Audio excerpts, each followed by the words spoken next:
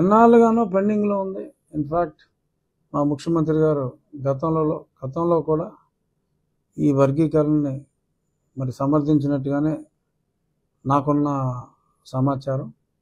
అలాగే మరి కూటమిలో భాగస్వాములైన భారతీయ జనతా పార్టీ కూడా మరి పెద్దలు నరేంద్ర మోడీ గారు మొన్న ఎన్నికల ముందు హైదరాబాద్ వచ్చినప్పుడు మందకృష్ణ మాదిగ గారిని కూడా చాలా స్పష్టంగా ఆయన కోరుకోవటం, ఇలా చేయటం న్యాయం అని చెప్పి ఆయన చెప్పడం జరిగింది. నిజమైన అసలు రిజర్వేషన్ ఎందుకు పెట్టారు అన్నది మనం ఆలోచిస్తే, రిజర్వేషన్ అండర్ ప్రివిలేజ్డ్ ఎవరైనా ఉంటే సమాన అవకాశాలు లేని వారికి అవకాశం ఇవ్వటం కోసం ఈ విద్యలో కానీ ఉద్యోగాల్లో కానీ ఈ రిజర్వేషన్లు అనే వ్యవస్థ వచ్చింది. ఇప్పుడు ఎస్సీ సామాజిక వర్గాల్లోనే ఒక పర్టికులర్ సామాజిక వర్గం, అంటే పేర్లు అనవసరం, ఒక పర్టికులర్ సామాజిక వర్గం అన్ని రంగాల్లో ముందుకు వెళ్ళింది. కాబట్టి వేరే మన కృష్ణమాదిగ గారికి సంబంధించిన సామాజిక వర్గం వారు ఎక్కువగా ఇంకా ఆ రిజర్వేషన్ ఫలాలని అందుకోలేకపోతున్నారు. కాబట్టి ఇప్పుడు రిజర్వేషన్ ఎంత పెట్టారు, అప్పర్ కాస్ట్లో వాళ్ళకి ఎక్కువ అవకాశాలు ఇంత ముందు నుంచి ఉన్నాయి. కాబట్టి వారు తదుపరి అవకాశాలను కూడా ఈజీగా అందిపుచ్చుకోగలరు.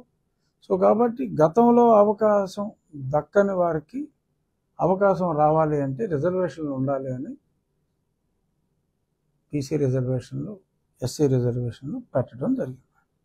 ఇప్పుడు ఆ ఎస్సీ రిజర్వేషన్స్లో ఒక పర్టికులర్ సామాజిక వర్గం త్వరగా వారికి గతంలో అనగబడి ఉన్నప్పటికీ కూడా, అప్పుడు అవసరం ఉన్నప్పటికీ కూడా త్వరగా ఆ కేటగిరీలో త్వరగా అభివృద్ధి మార్గంలోకి ఎక్కువ మంది వచ్చారు. కాబట్టి వారి రిజర్వేషన్ వారి జనాభా ప్రాతిపదికన వారికి ఇస్తూ, ఇతర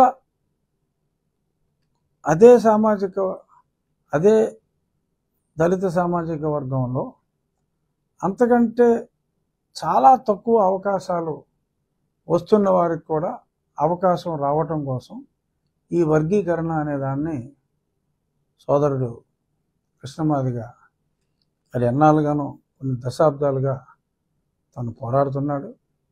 మరి తన పోరాటానికి ఇవాళ ఒక ప్రత్యక్షంగా ఒక రిజల్ట్ రావటం, రాష్ట్ర ప్రభుత్వానికి మీరు డిసైడ్ చేయండి, ఎటువంటి నియామకాలు నిబంధనలు మీకు అడ్డు రావు, ఏ రాష్ట్రం అయితే వర్గీకరణ చేసుకోవాలి అనుకుంటుందో. ఎందుకంటే ఈ వర్గీకరణ గురించి రాష్ట్రాలకు ఎందుకు ఇచ్చారు, కేంద్రమే చేయొచ్చు కదా అని నీకు అనుమానం రావచ్చు. వచ్చిందా? ఎందుకు అంటే ఒక్కొక్క చోట ఎస్సీ సామాజిక వర్గంలో అభివృద్ధి చెందిన ఆ సామాజిక వర్గంలో అభివృద్ధి చెందిన కులం కొన్ని ఉంటాయి. సంఖ్యాబలం ఉన్నప్పటికీ అభివృద్ధిలో 10%. ఇప్పుడు ఒక 100 ఉద్యోగాలు వచ్చినాయి అనుకో, ఒక పర్టికులర్ సెక్ట్కి ఒక 80 వచ్చి, ఇంకో పర్టికులర్ బలమైన వర్గానికి అంటే జనాభా దామాషా ప్రకారం బలమైన వర్గానికి 20 వచ్చినాయి అనుకో, జనం సగం 50 ఉద్యోగాలు వారికి 80 వచ్చి వీరికి 20 వచ్చినాయి అనుకో, ఈ జనాభా దామాషా ప్రకారం వీరికి అన్యాయం జరిగినట్టు. సో కాబట్టి న్యాయం చేయాలి అని కృష్ణమాదిగ గారు పోరాటం. ఇక్కడ ఆంధ్రప్రదేశ్లో ఉన్న కులాలు వేరుండొచ్చు, మధ్యప్రదేశ్లో ఉన్న కులాల పేర్లు వేరుగా ఉంటాయి, ఉత్తరప్రదేశ్ ఉందనుకో ఆ పేర్లు వేరు, మనకి ఇక్కడున్న నామినిక్లేచర్ అక్కడ ఉండదు, ఆ పేర్లు వేరుగా ఉంటాయి. అలాగే బీహార్లో షెడ్యూల్ కాస్ట్లో ఉన్న ఆ పేర్లు ఇక్కడున్న పేర్లు ఉండవు. మనం ఇక్కడ మాల, మాదిగ కొన్ని పేర్లతోటి ఇక్కడ ఉన్నారు. యూపీలో ఈ పేర్లు ఉండవు. పాస్వాన్ అని ఉంటుంది, అక్కడ వాళ్ళు షెడ్యూల్ కాస్ట్. అక్కడ పాస్వాన్ బేసికల్గా అక్కడ నార్త్లో యుద్ధాలు ఎక్కువ జరిగి, మన సౌత్లో కన్నా నార్త్లో యుద్ధాలు ఎక్కువ. So warrior community Paswan, Ram Vilas Paswan కావచ్చు, చాలా పాస్వాన్స్. బట్ వాళ్ళు షెడ్యూల్ కాస్ట్ రిజర్వేషన్స్లో ఉంటారు. సో అక్కడ ఈ వర్గీకరణ పాస్వాన్ పేరు మీద ఉంటుంది, ఇంకో పేరు మీద ఉంటుంది. ఇక్కడ వర్గీకరణకి ఇక్కడ ముఖ్యమైన కులాల సంఖ్యను బట్టి ఇక్కడ ఉంటుంది.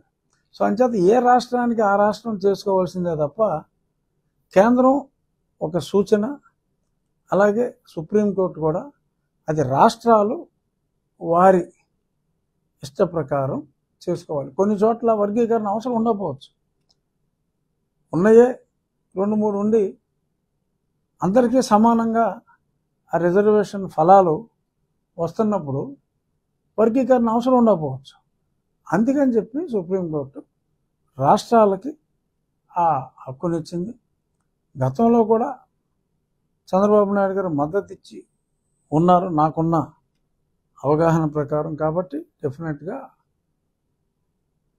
సుప్రీంకోర్టు తీర్పు ఇప్పుడు ప్రతిబంధకాలన్నీ తొలగినాయి. కాబట్టి అందులో ప్రధానమైన రాష్ట్రంలో డబుల్ ఇంజిన్ సర్కార్ లాగా ఇక్కడ కూడా ప్రభుత్వంలో ఉంది. కాబట్టి కార్డు పడే అవకాశాలు పుష్కలంగా ఉన్నాయి. నా వరకు నేనైతే, ఎందుకంటే రాష్ట్ర ప్రభుత్వం తరఫున నేను మాట్లాడలేను ఒక ఎమ్మెల్యేగా, బట్ నా వరకు నా అభిప్రాయం నువ్వు అడిగితే నేను దీన్ని మనస్ఫూర్తిగా సుప్రీంకోర్టు తీర్పుని మనస్ఫూర్తిగా సమర్థిస్తున్నాను.